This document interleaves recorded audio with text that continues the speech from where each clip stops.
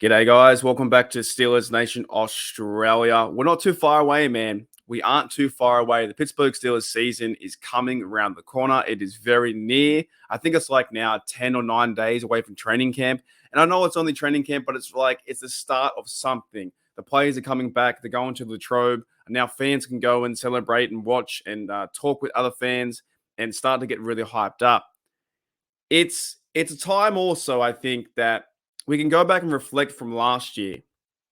Think about last year at this time in 2022, Steeler fans all over the world, if wherever you are in America, Mexico, my mate Owen in the UK, New Zealand, Australia, anywhere you are, think back to last year, right? Think back to last year. We had the quarterback competition that was Trubisky, Rudolph, and Kenny Pickett. You know, there was meant to be a competition, but in my opinion, there really wasn't.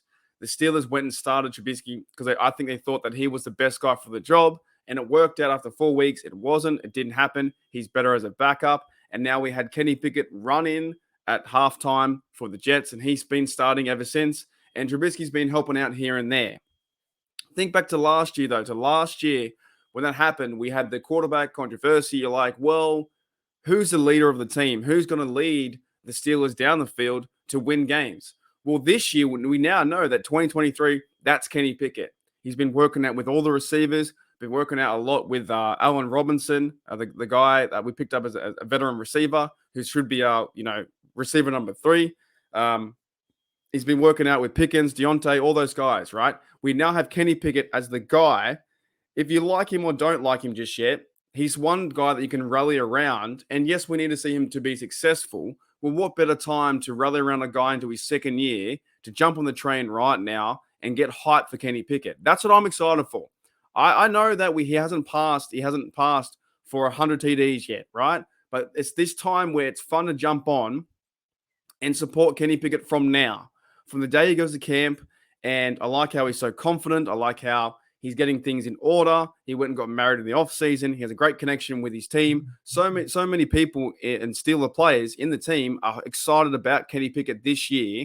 That is, well, he's our guy. He's our leader. He's our quarterback. And I think the Steelers needed that. Last year, we didn't know. There was people out there saying we want to get Mason Rudolph. There was some saying you need to start Kenny Pickett. And there was other fans saying and media analysts saying, well, start Trubisky. That was one difference last year, was the quarterback position. We didn't know who was going to be the quarterback.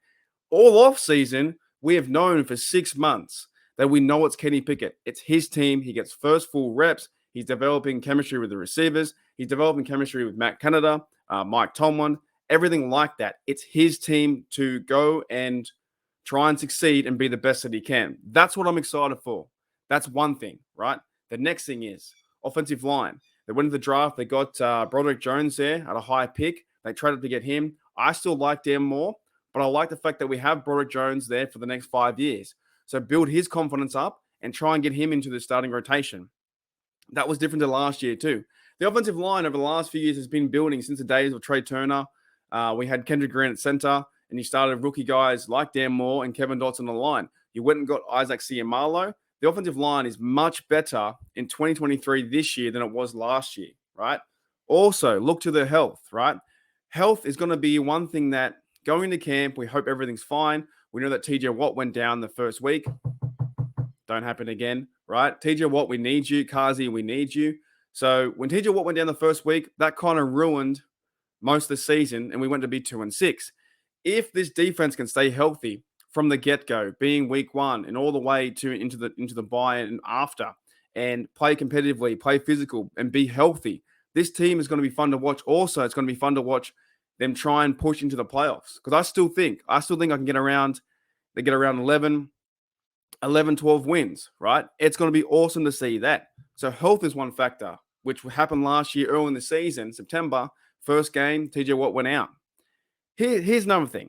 The physicality, I think that Omar Khan has brought players in like Holcomb, Roberts, Keanu Neal, those guys who can tackle. Physicality of guys like Warren, who's there, who we know now who the duo is, Najee and Warren. When's the last time the Steelers have had a good number 1-2 back set like that? Najee, Warren, let's go, run the rock and run over someone's head. We haven't seen that for a long time. Now, they still got to find someone at third down running back, but I'm sure they will. McFarland, he might step up in that role. Do we see someone else? One of the other blokes, the guys who are on the further along the depth chart, do they do it? Alfonso Graham, does he step up? I'm not too sure. But also, the more physicality too is that Connor Hayward, he's coming into the role and drafting a guy like Darnell. They've moved this whole offense to be bigger, stronger, faster, better, right? That sounds like a song. I swear, I think it's a song. Anyways, they've made everything better, faster, stronger, more physical, and this team has changed completely from last year. It's gotten better. Every analyst is telling us, you know what, you can't win. You'll become 8 and 9, third in the division. We're 14th here, we're 15th here, whatever. It doesn't matter. Call us the underdog, because what I see right now is the offense got better at the skill positions. Pickens into year 2. Deontay's coming back with a vengeance. There's so many things happening around this team on offense, and I think they can score 23, 24 points per game if Matt Canada puts together a good game plan. Now, throughout the whole offseason, there is fire Canada, there's fire this, fire that. But in my opinion, as long as they're just moving the ball down the field and get back to scoring points. They haven't been scoring points for a long time. It's been 22, then it regressed again last year to 18.5. You have to get more than 22 points per game. But I believe that's going to change this year. So going into camp, you've got KP8 now as your number one guy. You have a better offensive line.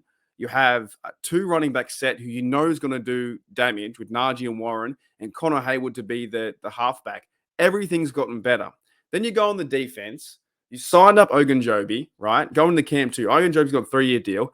Cameron Hayward is a legend in this defense. TJ Watt's healthy. They just got to figure out Highsmith's contract. If you figure out Highsmith's contract, then this starts to all come together. I still like the idea of giving Holcomb and Robbins a chance because we haven't seen them play just yet. So I'm looking forward to see that middle linebacker guys in camp, see them, butt heads with each other. And then on the back end, you have Minka, the all-pro safety, working alongside Kazi and Keanu Neal, who's worked with Kazi since the Atlanta Falcon days. This team overall is better. That's why I'm keen. So this year, I think it seems like it's more stable. Everything's more, structurally, like it's a better foundation than what it was last year. And maybe that's to do with Omar Khan. Maybe that's to do with the scouts, right? We have the scouting guys now. They picked up Ike Taylor and Merrill Hodge, right?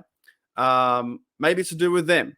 So maybe it's to do with the coach. Maybe it's to do with Terrell Austin. Maybe it's to do with bringing in Aaron Curry as well, linebackers.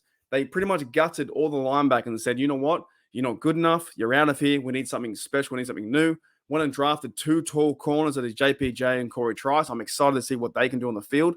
I can't wait to see actual footage of JPJ, Corey Trice running, competitive routes against receivers and breaking on the ball, picking it, and just see the physicality back. I think the physicality is coming back to the Steelers. That's why I'm excited. Woo! Anyways, man, I don't know. That was a big one. Basically, the point of the story is, and the point of this video is the Steelers season's coming back. We're 10 days away from training camp. It is time for everyone to enjoy the process that is about to begin. Enjoy the process that is being a Steelers fan, getting around your team. If it is going to camp, going to preseason, and things are coming back together. And I think this year, this is going to be one of the years that we really can enjoy a lot of things. That is Freiermuth into his third year, Najee into his second. You know what I'm saying? We can follow these individual storylines. That is Kenny Pickett, his progression, George Pickett, his idea, Cameron Hayward into his later days. He's been there, almost 10 years, 11 years, or whatever it is, right? He will be retiring soon, so we need to enjoy that. And TJ Watt is in midst of his middle of his career, and I think he's going to do something special. These are the times we have to enjoy. That is the Pittsburgh Steelers, and I'm ramped up, hyped up for training camp because I know we're going to see it. And the first preseason game comes around versus the Buccaneers. We're going to nail that. We're going to enjoy some hopefully breakout players and some individual players that can, represent their skill at a high level, and then get really amped up for the season versus Brock Purdy.